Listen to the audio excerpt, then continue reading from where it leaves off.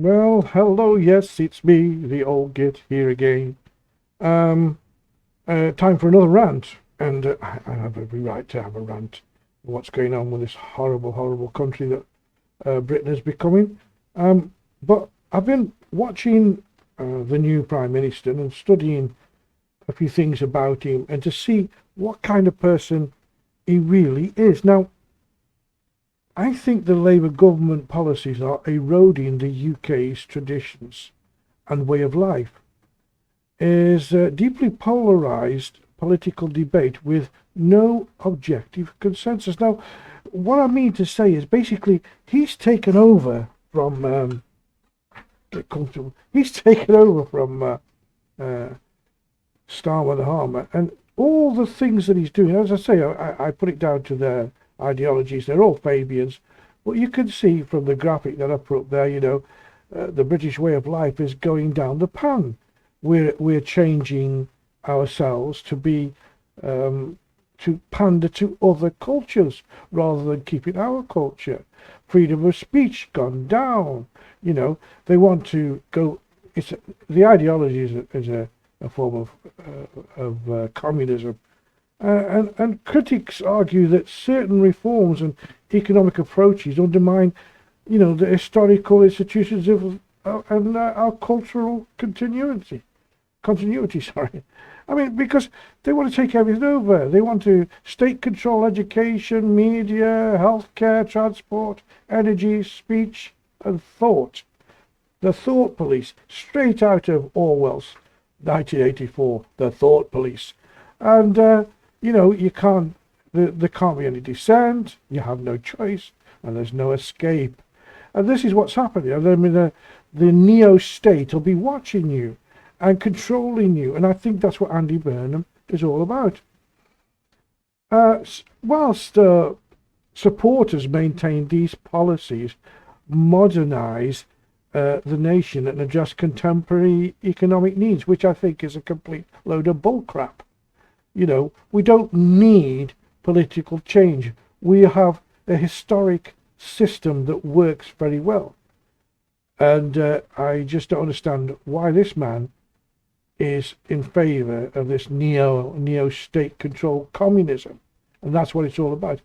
And I still say, look at, I think it's nearly 2/3 of the Labour Party are Fabians, and they do adhere to that kind of ideology of which the Fabians stand for. Okay? You've got to look at it. He's a perfectly, he is a perfect example of their logo. He's a wolf in sheep's clothing. Anyway, let's move on, shall we, from that, and go to something else. Now, he gets lots of arguments from his critics, and I've been looking at the type of things that have been going on. I mean, institutional change. He sort of the critics point to actions like removing the hereditary peers from the House of Lords as departure from ancient constitutional traditions. Now, in one way, I believe that peers, we should have the House of Lords. It's a kind of safety net from, the space is occupied by talented people who serve their country, and they've basically got to the top in what they do. And politicians who've retired or finished, but they've been given a knighthood or whatever it is. And I believe they should be there. I believe that people should only have life peerages for them. I don't believe that peerages should be passed on. But I do believe that we should have it. It's part of our constitution, it's part of our tradition, and it shouldn't be eroded. And then, the economic pressure that's going on. I mean, detractors claim the tax adjustment spending choices that he's made, such as charges to the winter fuel allowance. I mean, he was piddling about with that. And, the regulatory burden on business and farms strain traditional livelihoods and rural communities. Now, what am I saying? I'm saying that he's taxing them up to their limit, to the fact that even some farmers have actually committed suicide. He's taking every penny. What's the point of being in business or trying to start a business or even take part in as at any business in your own right? Because they're killing your business. Pubs, clubs, everywhere is suffering. But again, in the background, they could be pandering to this new, the new people of Europe, the new people that are coming in on the little boats, who are going to be the big supporters of the Labour Party or the Labour Communist Party, as I call it, which is totally untrue because they've got their own. They know what they want to do, and it's nothing. They hate us, and they don't want anything to do with them. But some believe that the focus is on progressive or globalist reforms. It sort of kind of weakens the national identity, and I think that's what's happening. We're losing our national identity. I mean, the Scottish people try to hang on to theirs, as do the Welsh, and the British are not allowed. They're not even allowed to put up their flag because it offends somebody. For God's sake, it's the British flag. If you don't like it, bugger off. Don't stay here for that. You know, and local community cohesion and as established norms. You know, everybody's thinking, "Come by on, we love each other," and it's not like that. We're in a very nasty, dangerous place right now. And Andy Burnham is standing there and doing all this in the background, you know, la, la, la, la, I don't hear nothing. Migrants, what's them? No, no, no, no, elite, no, no, no, no. He doesn't want to know. Because what I think it is, really, that all he wants to be is a celebrity. He's always, that's what he is, that's what he wants to be. Andy Burnham wants to be a celebrity more than the Prime Minister, I think. You know, he reminds me of somebody else. We'll come to that later. Andy Burnham actually achieved both as he was sworn in as Prime Minister of the United Kingdom on July the 20th, 2026, whilst simultaneously utilising a highly publicised influencer style strategy. That's a mouthful, isn't it? Whilst it could certainly look like he prefers being an entertainment figure, his celebrity persona is actually a calculated political playbook designed to bypass traditional media scrutiny. And you know, that is absolutely how it is. He doesn't want to give interviews. He doesn't want to be scrutinised. He just wants to be, oh, everybody loves me. I'm the king of the north. I'm going to solve all your problems. You know, totally. I mean, he's collaborating with people, like he frequently co-authors social media posts with creators and athletes, such as filming TikTok running videos with Samo Farah. Wow. And I know that he also talks to Gary Lineker. Well, that doesn't get you any brownie points, does it? Because Gary Lineker is the biggest hypocrite I've ever. I mean, he could play football, but he certainly hasn't got a brain anymore. You know, and what he says is awful. Okay, so be careful, Mr. Burnham. You're sort of collaborating with some of the wrong uns. Anyway, according to the public, not me. And he has heavily rationed interviews with traditional political journalists. They want to get their teeth into him, but they can't because he won't speak to them. Instead, he prioritizes his vlogs and he's on Reddit and Ask Me Anything and direct social media interactions, which he can manipulate to the way he wants. And of course, this persona, his brands, he relies on being casual, relatable, everyday regular, who wears streetwear brands and like private white VC rather than rigid political suit. Now, I disagree with that because you're doing a very important job. You're the Prime Minister running a country and you turn up like a slob. What does that look to? It looks like we are, you know, to other countries we look like fools anyway now. We really do. You know, I mean, British Parliament was the mother of all parliaments, and now it's the bloody It's a doddering Alzheimer's grandmother of all parlance now with this rubbish that's gone in there. And it's changed in this way over the last 10 years, I should say. And every time that Labour comes in, they spend everybody's money, the millionaires leave, businesses fold, and then they leave a note on the desk, we're skint, and somebody else has to pick up the pieces, because that's it. So, I mean, Burnham, he has his critics, and you take the time to read these graphics there, and you'll see what I was saying. None of it's untrue, it's all true. I mean, the fact that he left Manchester with a really massive, I think it's 1.2 or 1.3 billion.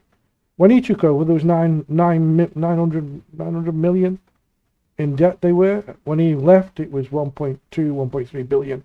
And basically, he left that for the next mayor, which incidentally was his sidekick, the one that's taken over. So nothing's going to change there. The housing situation is not going to get any better. There's so much that he did wrong. You know, the drug places where, like Piccadilly Gardens, was supposed to be a nice place to go. You try and go there. Homelessness, he didn't cure that, which he said. So all the things that he's done, he's not been very successful at. But he's got this big persona. Oh, look at me. I'm a celebrity. It's incredible. But anyway, moving on, as you have to, because otherwise we'll get bored of him there. Well, I'm bored of him already. Avoiding scrutiny. Now, Andy Burnham's Labour Party, the whole of them, they're now avoiding scrutiny. Scrutiny. That's the word. This blurring of the lines between politician and celebrity has drawn sharp criticism from political rivals and media analysts. And avoiding scrutiny. A Conservative leader, Kemi Badenoch, has publicly criticised the strategy, urging Burnham to come out from hiding and face a proper press conference rather than sheltering behind curated social media feeds. Well done. Well, I think she's a good politician. She's not afraid to talk. I mean, she's on the back foot with it. Well, she's on her front foot because she's a good politician, but her party is destroyed. Anyway, and it's all this style over substance, you know. Detractors often refer to him as a career politician who uses smart marketing to obscure the lack of deep political substance and heavy municipal debt left over from the time as the Manchester Mayor, which I've just said. It's all, I put the bus fares down, and I've done that, you know, piddly little things that don't mean nothing, when there's great big issues now he has to face, like illegal immigration, like knife crime, like murderers, like the bill to keep these interlopers in. I've heard nothing of that. I'm sorry, I do lie there. He did say it's all under control. The plan is working. What plan are you talking? Well, yeah, I don't even know what planet he's on. So he says he's got the plan, you know. And whilst his social first sort of thing vibes have earned him massive public attention, political scientists, and this is the good thing because he's riding high on this stupidity, but political scientists note that internet popularity alone will not shield him from the brutal economic realities and cabinet management and intense policy constraints of running a country, because he doesn't know. He's got no plan. Except, I am a celebrity, ha ha ha, look at me, I'm the king of the north.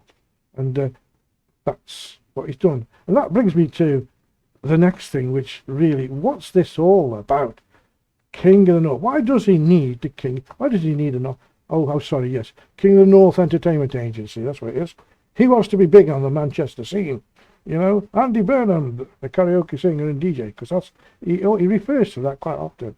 You know, and it's sort of, if you can read what it says down there, you know, well, you can have a read of it, and you can actually pause it and read the things. He said, you know, we supply political clowns and eccentric MPs. That's what he does, because they're all a bunch of cronies. They're all a bunch of idiots. You know, and then you've got another sort of, they've pandered to them a little bit, to the Green Party, you know, because they're supposed to be left. Zach Polanski. I make women's breasts grow through hypnosis. The man's another, he's a failed actor. He's a failed singer. And you know, the similarities between the two of them, and you know, who would say that they were similar, but they were. They all want fame. They both want fame, and they both failed at getting fame at what they do. He sat as a Manchester mayor, and basically, anytime something serious has come up, he's overlooked it or ignored it. For example, the grooming gang scandal. Okay, the police force was put in special measures because 80,000 crimes were not investigated under his watch. So we go on and talk about there's other videos I've done about him, but this time the reason I'm doing this one is because I've watched him now over the few weeks he's been here, and he is dragging this country down and down. In fact, when third world countries start looking more favourable places to go and live than England, I mean, I don't know how I can put it, but I think, listen, Manchester's just voted another Labour mayor in. No biggie. Oh, Nigel Farage is losing the plot. No, he isn't. No, he isn't. It's because the deluded people up there think that Labour, oh, my father voted Labour and my grandfather voted Labour, so I bloody father, I'm going to vote Labour. All right, off you go then. It's this stereotypical type of thing. Lots of young people who are on the left, far left. Oh yes, we want free drugs. We want all the bullshit that he comes out with, and the other one Polanski comes out with. But real people want a real life. Real people want business to flourish. They want people to have jobs. They want migrants out the country. They want to have homes to live in. They want to look after the people who served the country, the military, ex-military who are on the streets. This is what people want. And they don't want be, you know, freedom of speech completely gone. You should be able to say anything, whether it offends, it doesn't. I know it's horrible, but like I said, the thought police are going to come and get you. And I'm so glad now. I mean, I'm ashamed. I mean, I don't even, when people say where you're from, I say I'm from Spain now, because, I mean, we've got one over here just the same, but I don't interfere in Spain's politics. You know why? Because I'm an immigrant. It's not my place. It's the place of the Spanish people. What they want to run their country. Not me. Not an interloper. Although I pay tax here, worked here for over 25 years. It doesn't matter. I'm not Spanish. But in England, they want everybody to vote because they think they'll vote Labour because we let them in. Anyway, that's my rant. That's my rant for today.